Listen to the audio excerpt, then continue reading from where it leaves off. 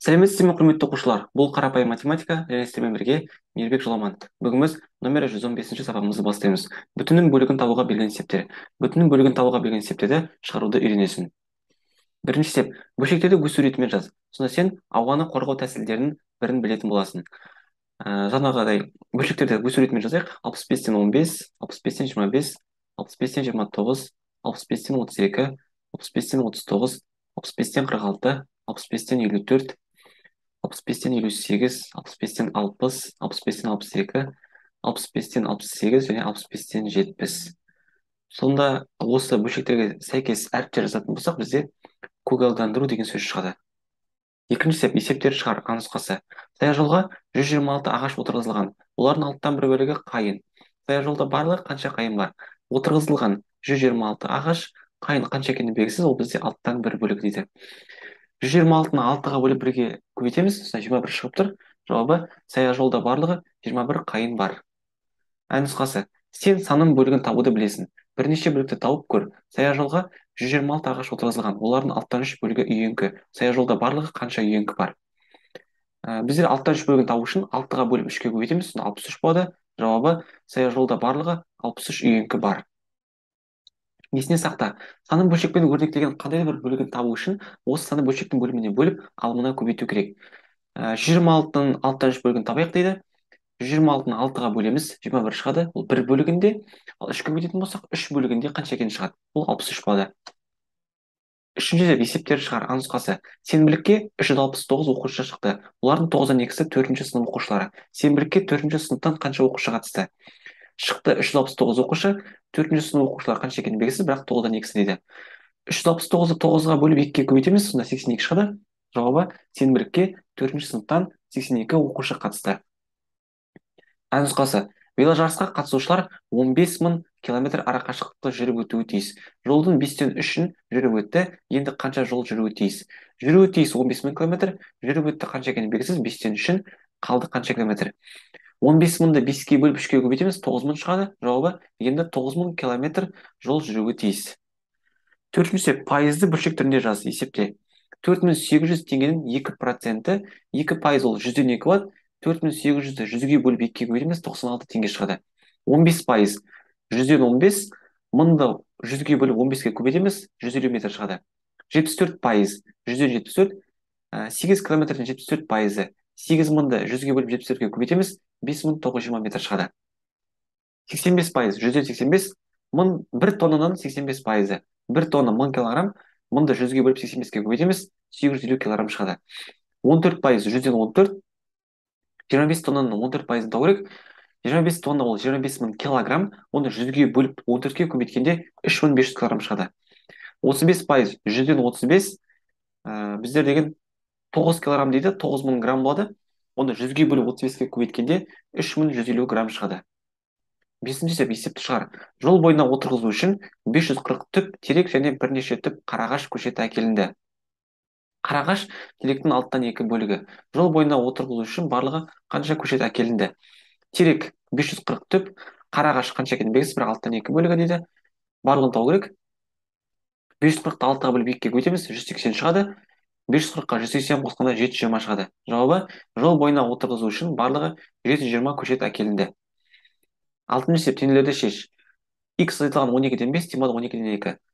X табу үшін қосамыз, 12-ден 2-ге 12-ден 5-ті қосамыз. Ол 12-ден 7 шығады.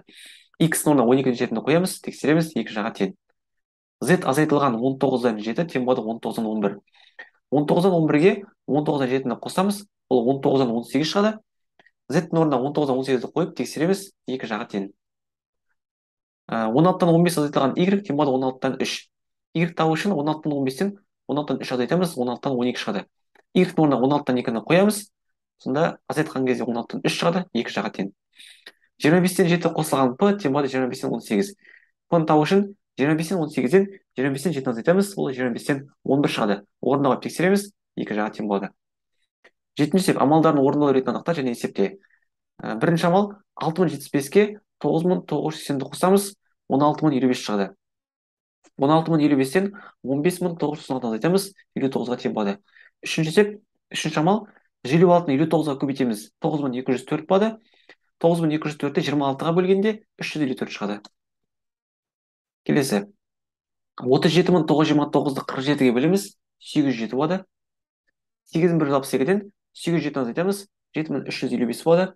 Одан кейін 7355-ті 208-ге көбейтеміз, 1.529.840 шығады.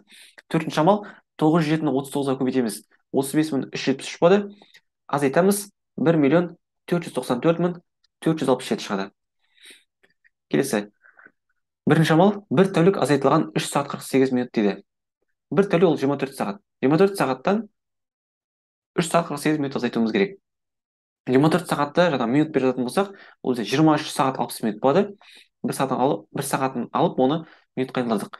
Азайтамыз, 23 сағаттан 3 сағат азайтқанда 20 сағат шығады, 60 минуттан 48 минут азайтқанда 12 минут шығады.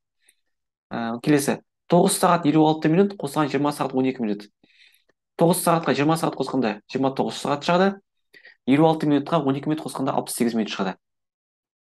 68 минуттан 60 минутын аламыз, оны 1 сағатқа айналдырамыз, 29-ға 1 қосқанда 30 сағат шығады, бізде мына жерде 8 минут қалайын деп тұр. Келесі, 90 тонна азайтылған 10 тонна 9 центнер. 90 тонна деген ол 900 центнер болады. 10 тонна 9 центнер деген 109 центнер. 900-ден 109 азайтқан кезде 791 центнер шығады. Одан біздер 32 тонна 4 центнер 4 килограмм азайтамыз. 791 центнер ол 79100 килограмм болады. 32 тонна 4 центнер 4 килограмм 32404 килограмм шығады. Азайтатын болсақ, 46696 килограмм шығады. 8-ші тапсырманы орында. Саябақта шырша, жөке және қарағай ағаштар өсіп тұр. Қарағай мен жөке бірге алғанда 400, қарағай мен шырша 300, шырша мен жөке 440 ағаш. Саябақта әрқайсысынан қанша ағаш бар? Қарағай мен жөке 400, қарағай мен шырша 300, шырша мен жөке 440. Қарағай, жөке, шырша әрқайсысы қанша? Бәрін қосып 2-ге бөлеміз. Себебі деген қарағайды 2 рет айтты. Жөкені 2 рет, шыршаны 2 рет айтты. Сондықтан да бәрін қосып 2-ге бөлетін болсақ, әрқайсының қосындысы шығады 570-ті. 570 деген үшеуінің қосындысы. Енді біз одан мысалы 570-тен 400-ді азайтатын болсақ, қарағай мен жөкені азайтатын болсақ, не қалады? Шырша қалады.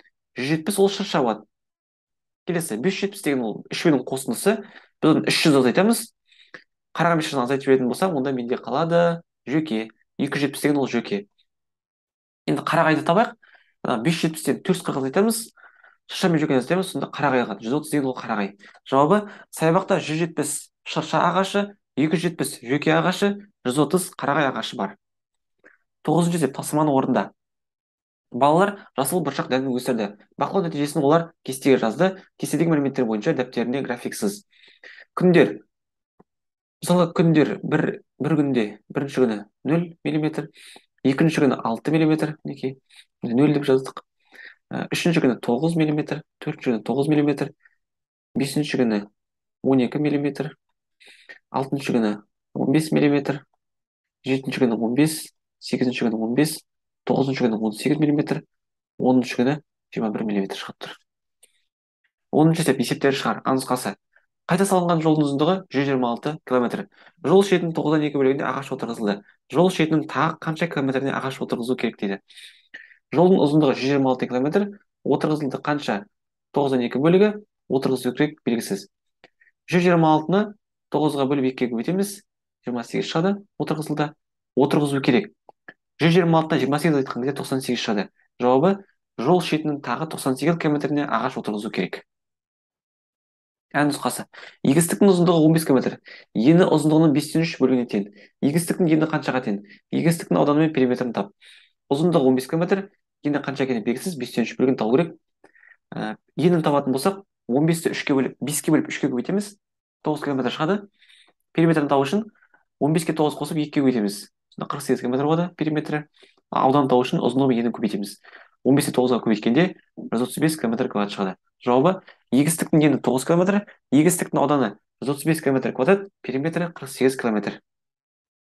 Осымен құрметті оқушылар, біздер бүгінгі сабағымызды аяқтаймыз. Сіздермен бірге болған Мейірбек Жоламан. Келесі сабақта кездескенше.